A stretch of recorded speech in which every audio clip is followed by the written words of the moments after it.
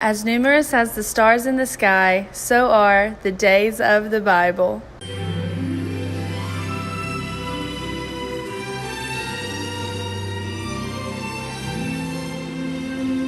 Do not be afraid, Abram. I am your shield, your very great reward.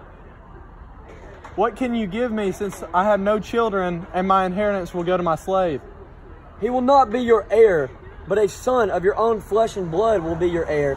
Look at the stars, if you can count them. So shall your offspring be. How will I know that?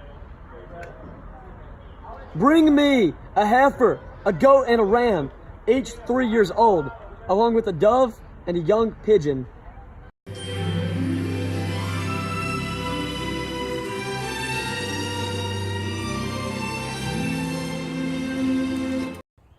Since God hasn't blessed me with any children, go and have children with my slave Hagar.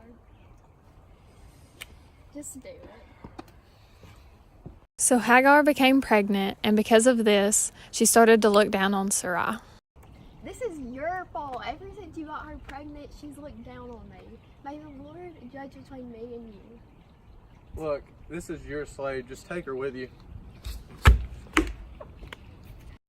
Sarai mistreated her so much that she ran away, and one day she was sitting beside a stream, and an angel of the Lord appeared to her. Hagar, the slave of Sarai, where have you come from and where are you going? I'm running away from my mistress. You must go back to your mistress and submit to her mistreatment. I will greatly multiply your offspring. They will be too many to count. You have conceived and will have a son. You will name him Ishmael, for the Lord has heard your cry for affliction. This man will be like a wild animal. His hand will be against everyone. Everyone's hand will be against him. He will live with odds with all his brothers. So Hagar gave birth to a son named Ishmael.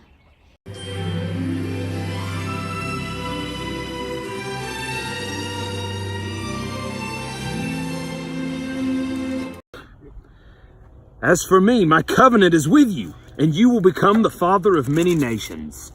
Your name will no longer be Abram, but your name will be Abraham, for I will make you the father of many nations. I will make you extremely fruitful, and will make nations and kings come from you. I will keep my covenant between me and you, and your offspring after you throughout their generations, as an everlasting covenant to be your God and the God of your offspring after you. And to you and your offspring after you, I will give the land where you are residing, all the land of Canaan, as an eternal possession, and I will be their God. You must circumcise the flesh of your foreskin to serve as a sign of the covenant between me and you. Throughout your generations, every male among you at 8 days old is to be circumcised. This includes a slave born in your house and one purchased with money from any foreigner. As for your wife Sarai, do not call her Sarai, for Sarah will be her name. I will bless her. Indeed, I will give you a son by her. I will bless her, and she will produce nations. Kings of peoples will come from her. Can a child really come from a man that's 100 years old? Your wife Sarah will bear you a son, and you will name him Isaac.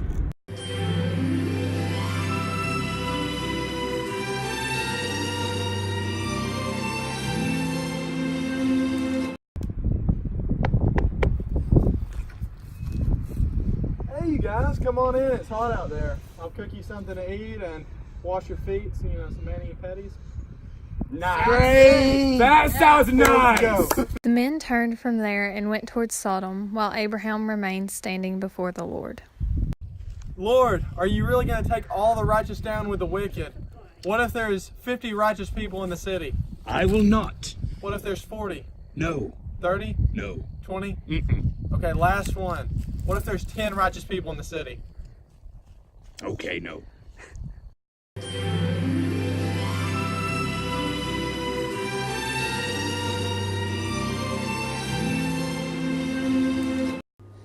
The cities of Sodom and Gomorrah were so sinful that the Lord decided to destroy them. He sent 2 angels to Lot to tell him to gather up his belongings and take him and his family out of their cities. They obeyed God's command. The angels told them not to look back. Lot and his family were almost out of sight of the 2 cities when Lot's wife turned around to see what was happening. She immediately turned into a pillar of salt.